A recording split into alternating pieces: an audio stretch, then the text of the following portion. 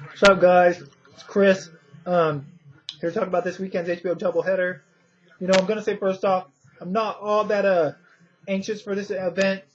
I don't exactly think there's no fight of the year caliber fights on paper, but you never know. That could always change. You never know how fights gonna play out. One thing about this card that I am looking forward to, though, is the fact that it's being held in the new Yankee Stadium. I think we saw last year during the Pacquiao-Claudio fight that when a fight that's not the most exciting, I don't think that was the most exciting fight necessarily, that if it's held in a good venue, where that was held in the new Cowboy Stadium, then it can kind of add to the event, the atmosphere.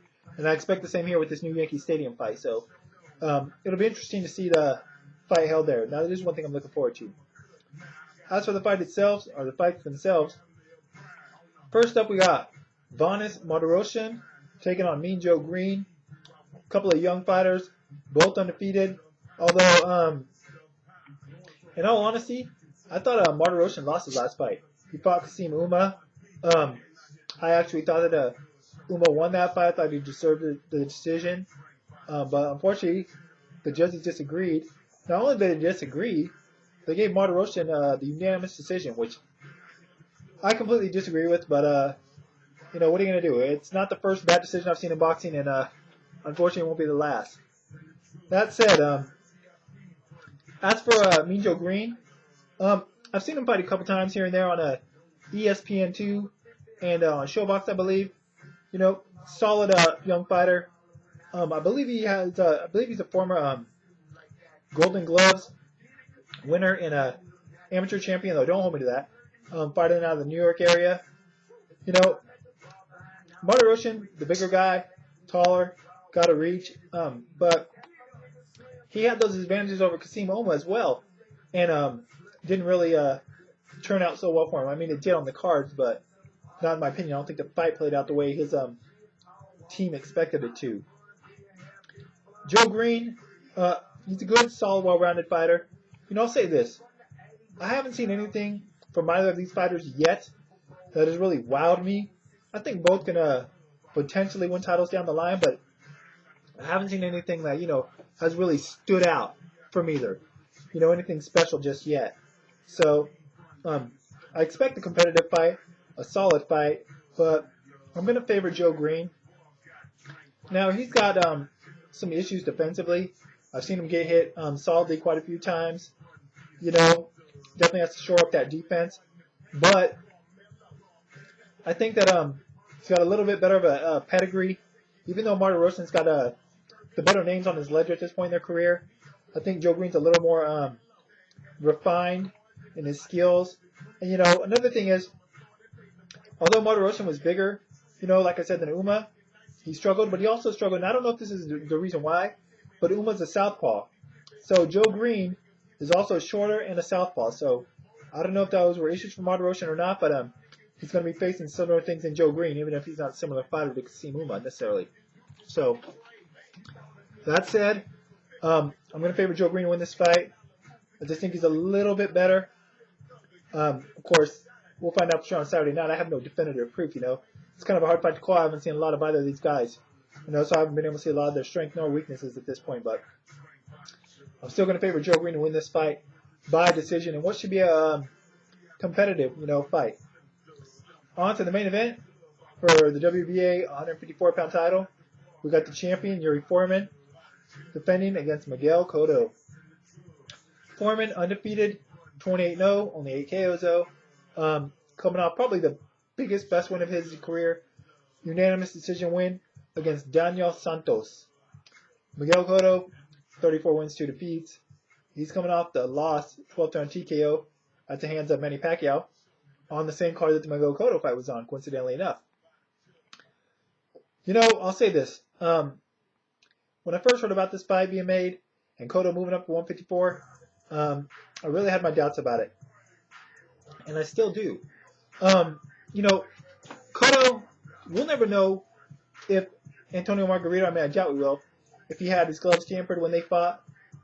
But I do think that fight physically and psychologically took something out of Miguel Cotto.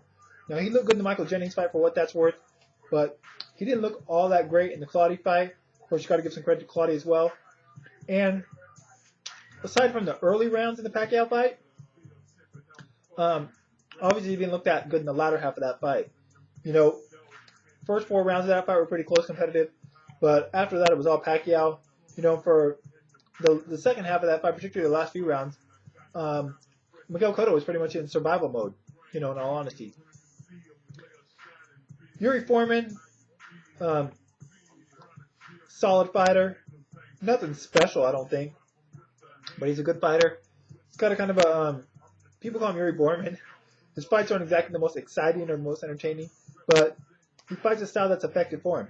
So you know, it's hard to really fault the guy. Kind of like the Klitschko brothers, you know. I'm not a big fan of their styles, but they do what they do what's effective for them to get the win. That's the case for Yuri Foreman as well. Obviously, it goes without saying that Foreman's going to have the natural size advantage, being the taller fighter. Going to have the reach advantage. I think he'll probably be the quicker fighter in this fight as well.